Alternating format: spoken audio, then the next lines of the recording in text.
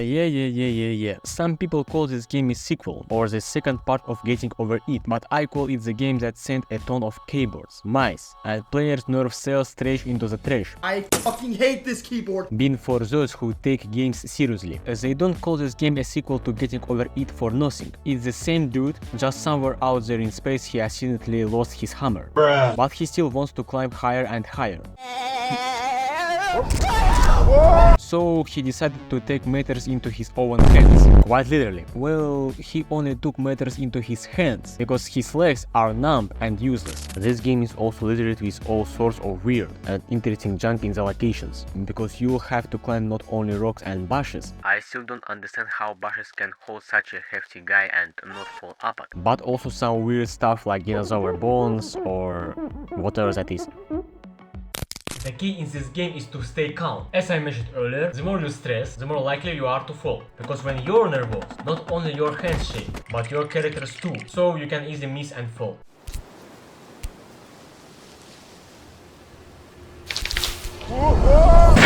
Just like in any challenging yet simple game, there are folks who try to beat it as fast as possible. Some finished it in 8 minutes, some in 5, and some damn it in 2 minutes. Who are you, a cyber? But I know practically all my viewers aren't speedrunners, because they, like me, barely make it to the first checkpoint.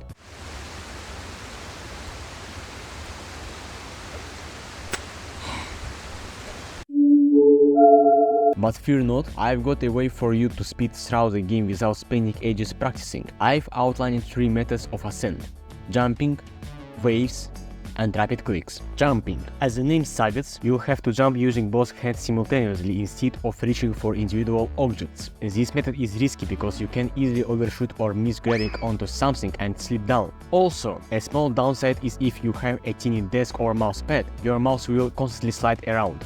Waves. I stumbled upon this method accidentally while messing around with the character hands. It's the safest method because you'll always grab onto something due to seeing where your character's hands is placed, but in some locations it can be challenging. Rapid clicks. This method is similar to speedrunner gameplay, but since you are not speedrunners, this is not quite the same.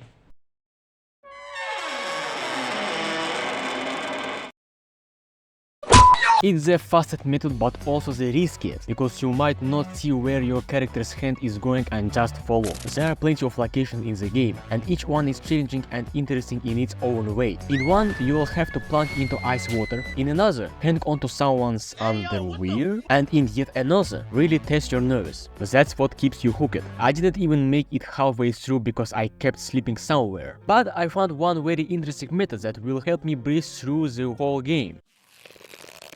You can grab onto practically anything, but there are places where either you can climb or you need to grab onto them in a specific spot. But let me point out an interesting characteristic on the main character that can really mess up climbing in such places.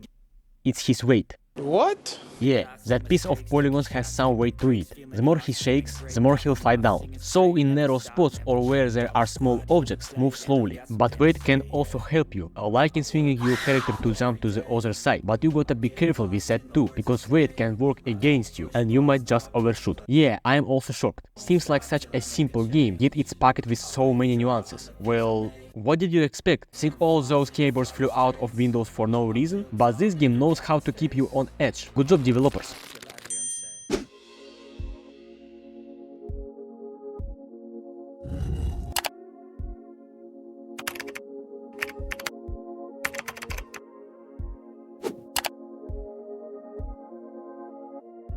Whoa. Oh my god. Oh, hey. Mods. As we all know, the whole point of mods was to add some variety to the game, make it look nicer and more interesting. Right? What the hell is this? Huh? Yeah, someone might say, but those are just skins, they also add variety. Variety! Not some weird, out of place crap! Seriously, why the hell is Mario in here? Wait, what's that?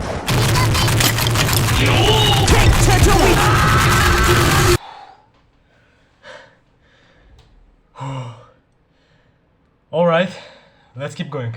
As you've probably noticed, the mods for this game are, to put it mildly, very strange. However, there are only 3 mods for this game that actually add some variety and difficulty. First mod. There's a mod that removes practically all the main objects and leaves only the secondary ones. I don't know how people managed to complete this game with this modification, even the author hasn't completed it, because I can get past a couple of levels from the beginning of the game. The second mod adds some reasonable difficulty to the game. The already hefty character becomes even heavier with a 5 kg weight that you can really feel during gameplay. Its weight is noticeable right from the start, even when the character is still in the water, but with this mod they'll be under water. The character starts slipping at the slightest sway. Every climb is very tough and slow, and in practically intense moments, I won't even mention it.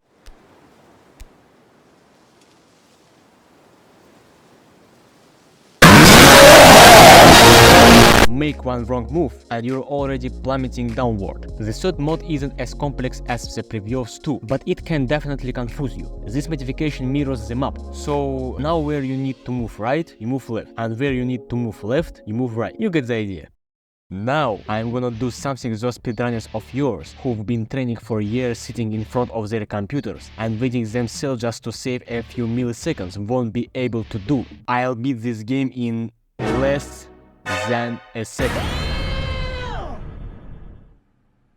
Hey yo, what the fuck? But before that, I gotta prepare.